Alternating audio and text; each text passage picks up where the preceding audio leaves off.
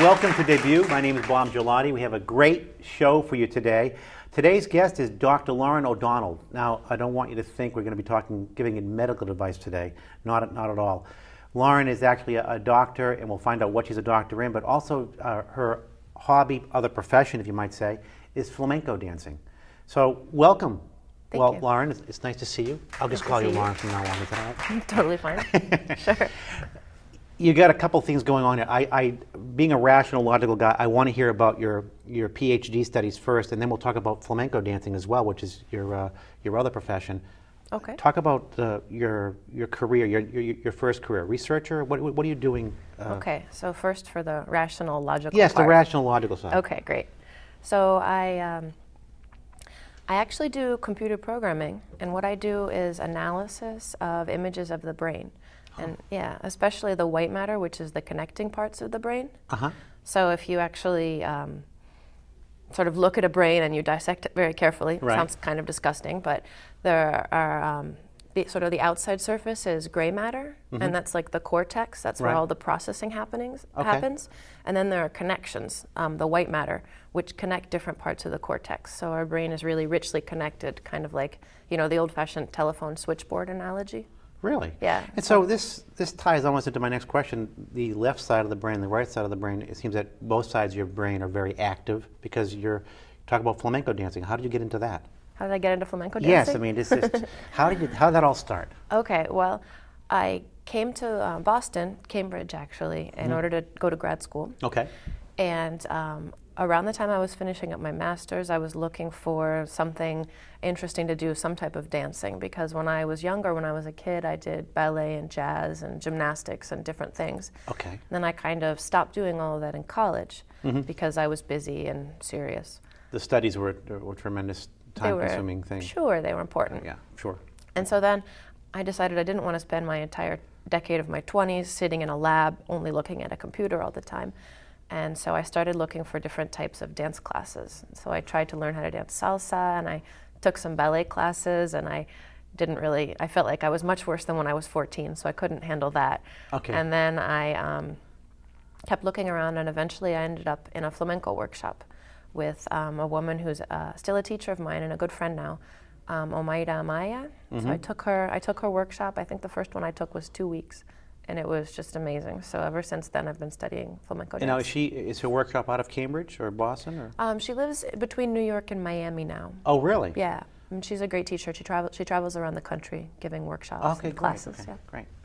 I'm just bringing that up in case some of you are interested in flamenco dancing. Maybe we could track her down. So, okay. Since you had some background in dance as a child, was that easier to get involved with flamenco, pick up the steps, whatnot? I think it was a lot easier for the sort of body movement, physical coordination. Yeah.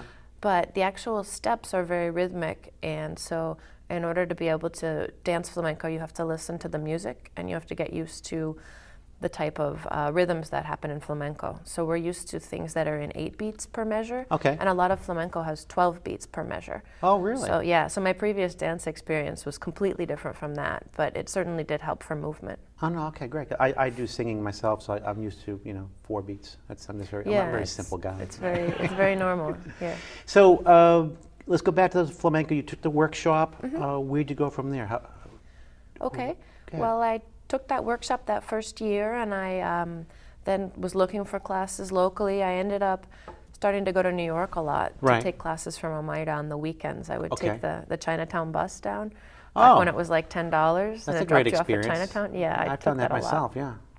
There's a little rest stop there in Connecticut. Yeah, there's always the... It might be Roy Rogers, I forget. Yeah, it is the Roy Rogers. It was yeah. the Roy Rogers, and now sometimes they go to Arby's. The different companies seem to have different rest stop arrangements. So we have so much in common here. Exactly, the Roy Rogers. The Roy Rogers rest stop in Connecticut. Great. Roy Rogers of joy. Yeah. Now, I looked at your bio. Did you also study over in Spain as well? I did. Tell me about that experience. So in 2008, I actually lived in Sevilla for most of the year. And I studied with Alicia Marquez, who's a wonderful, wonderful dancer and teacher. Oh, really? Okay. She's really well known. Her dance school is really well known. Wow, that's so great. I danced a lot. Now, when did it become or go from just an escapism, a hobby, we might say, to something more serious where you're doing this quite a bit now? You also give lessons, I do.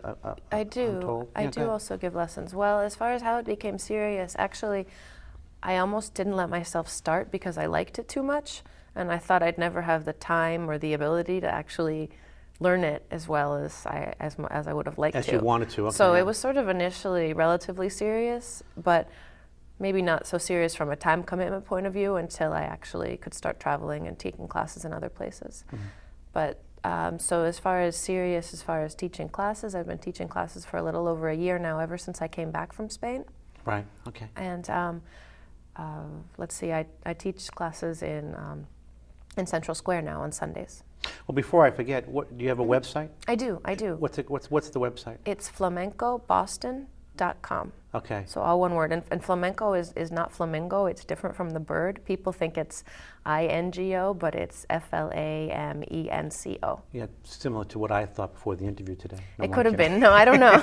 I'm not pointing any fingers That's or all right. accusing or But anything. we'll put the flamenco, that little piece under the screen so that Okay, for the so it'll people be out like- there today, you can look at that and write it down if you're interested in taking a flamenco course. Oh, thank you. From Lauren here. That's great. That's great. So, do you speak Spanish at all? I do. Did you pick that up? I know you came up here for grad school. Where were you born originally? Did I Okay, mention that? I was born in Florida Okay, originally. You okay. didn't mention that yet. No, Yeah, okay, and tying it all together. Exactly. But I do speak Spanish, and I studied it in undergrad, and I did a study abroad Oh, really? in South America. Was yeah. was it a minor or just a major for It you? was a second major. It was a second major. So Okay, great. I studied it. Yeah. And what part of Florida did you grow up in? Southwest, between Fort Myers and Naples. Okay. It's called Estero. Oh, really? Now, do you even think way back when you were studying Spanish and you had also been a dancer as a child, that you were somehow going to take these two and bring them together with the culture? No, I had no It's idea. funny. There was no plan. Yeah. No plan at all. So obviously the Spanish came in very handy for you when you were studying. Definitely, in Spain. definitely. Yeah. How long did you spend in Spain? Have you gone there more than once? Or? I've gone there more than once, yes. When I was in grad school, I would try to go each summer for maybe 2 weeks or a month. Or one time I went for 2 months, which was quite a while. Okay. And then I go as often as I can find time to go, basically. Oh, great. What we're going to do today is we're going to actually have Lauren perform. And who are you performing with? Okay. Who are the? I'm performing who's your group? with two musicians, my group.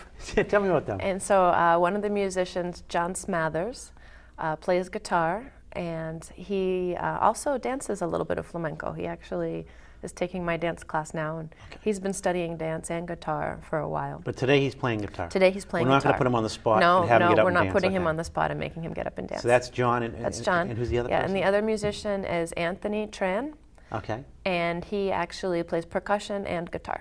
Great. Now, the dance you're going to be doing today, do you want to give me some description of it or let the audience know what the background is? Is there a story to it, I guess? Sure. There are actually two dances I'm going to be doing.